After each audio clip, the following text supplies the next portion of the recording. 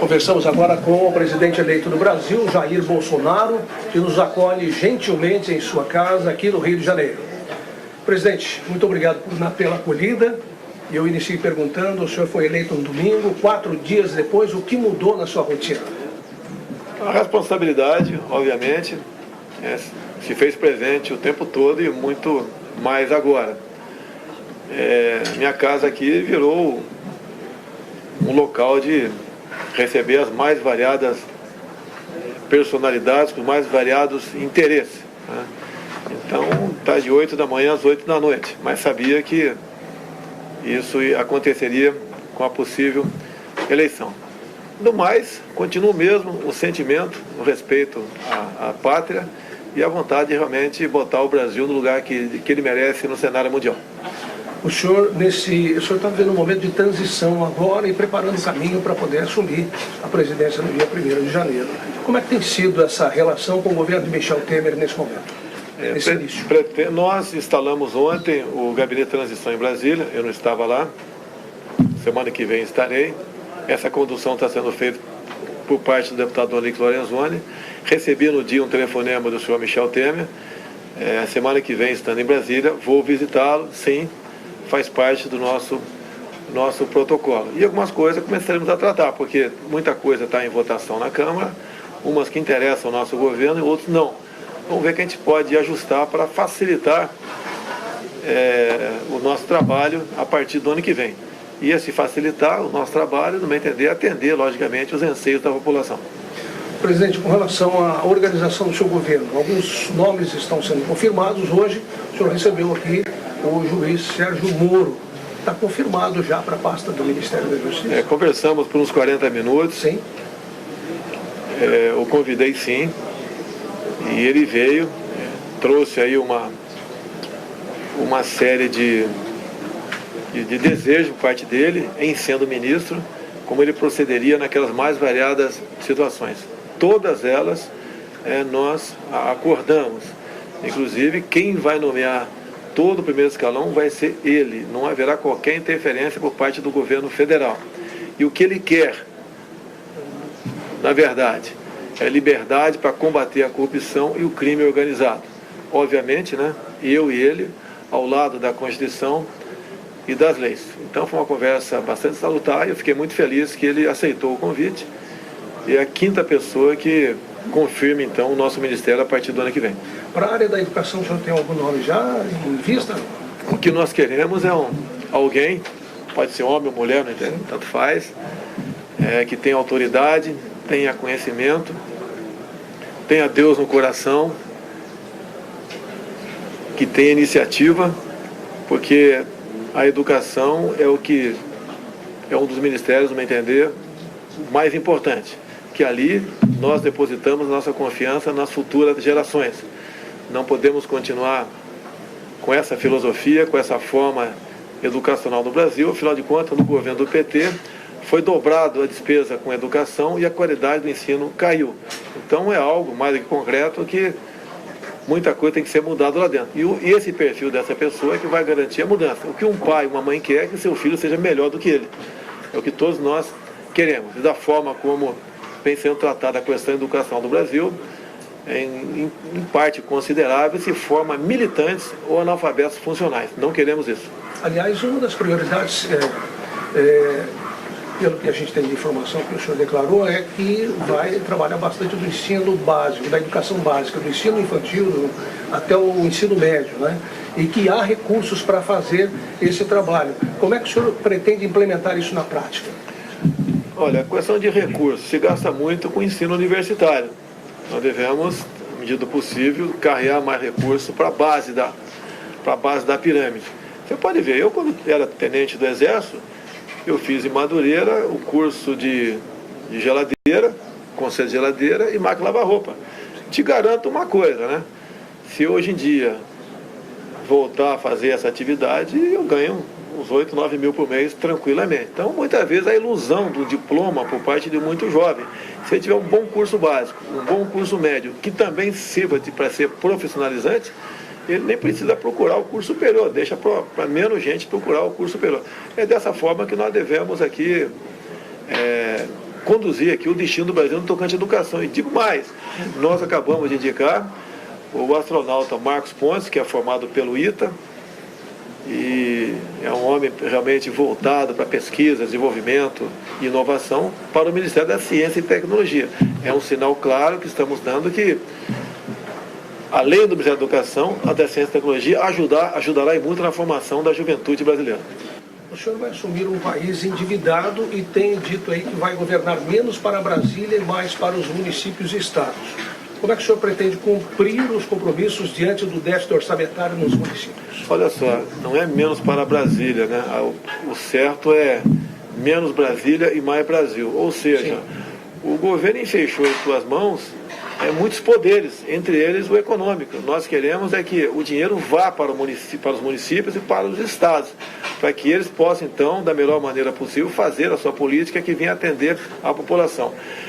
Nós estamos com déficit. E o nosso economista Paulo Guedes, eu levo para ele os problemas e ele busca soluções. Muitas vezes o problema de dona de casa. Então, o que temos levado a ele? Paulo Guedes, temos que aumentar a arrecadação sem aumentar imposto. Como? Ele diz, desburocratizando, desregulamentando e fazendo com que o Estado não seja um inimigo de quem produz, seja sim um amigo. Diminuindo a carga tributária, você pode até falar, mas como já está deficitária a nossa conta final do ano? Se você diminui impostos, como a Inglaterra fez há 20 anos, o Trump acabou de fazer nos Estados Unidos, a base de arrecadação aumenta. Por quê? O empresariado abre mais empregos. Então essa que é a nossa intenção e, afinal de contas, não temos outra alternativa a não ser essa. É um risco, no meu entender, que tem tudo para dar certo. A gente falou no déficit, né? Tem o déficit público, segundo dados da Procuradoria-Geral da Fazenda Nacional, é de 1.840 bilhões de reais. E muito, em parte, também de esquemas de corrupção. A sonegação fiscal, que é uma forma violenta também de corrupção. O senhor pretende recuperar esse dinheiro, ou pelo menos parte desse dinheiro? E se sim, como é que o senhor pretende recuperar? No começo da tua entrevista, falamos aqui no juiz Sérgio Moro. Sim. Carta branca para o combate à corrupção e ao crime organizado. É dessa forma que você vai buscar, não é nem recuperar, eu acho que muito mais importante é prevenir, evitar que novos ralos de corrupção apareçam aqui no Brasil.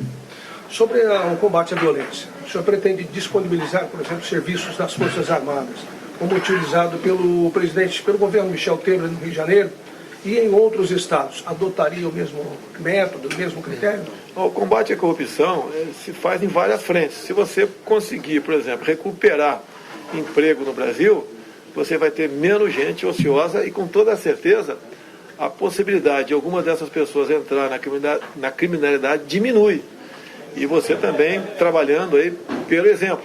Agora, você não pode esquecer que tem certas pessoas que não entendem outra linguagem a não ser o confronto. Agora, você não pode simplesmente jogar o policial para cima dessas pessoas sem que o policial tenha uma retaguarda jurídica, uma garantia que, após o cumprimento da missão, ele não venha a ser punido por aquele Estado que colocou naquela situação.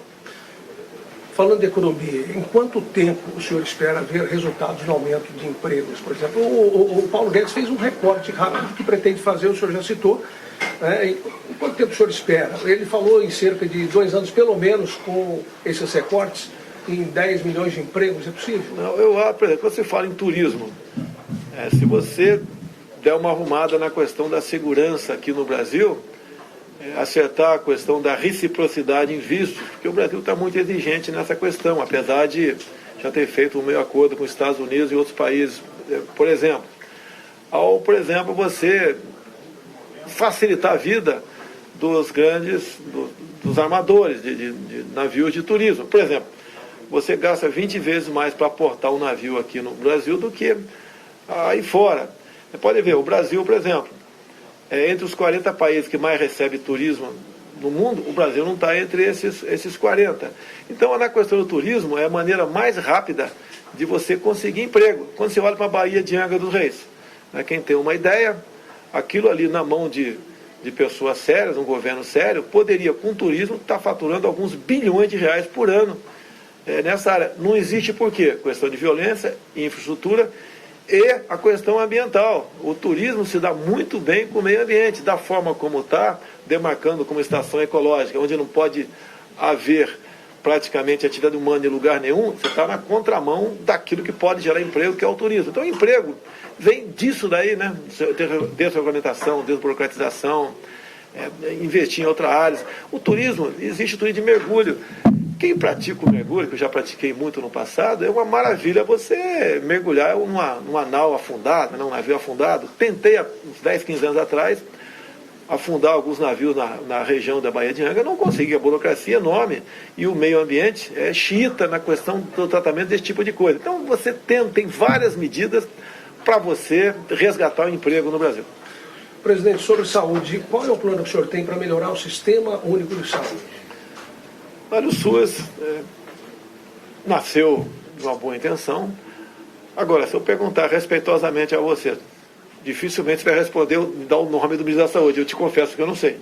Tá? Então você tem que ter o ministro da Saúde de uma linha semelhante aos que eu tenho anunciado até o presente momento. É um gestor médico que tem a iniciativa, tem autoridade para combater os rabos da corrupção. Não adianta falar em aumentar recursos para a saúde, porque além do APEC e do teto, nós temos o déficit. De qualquer maneira, você está amarrado.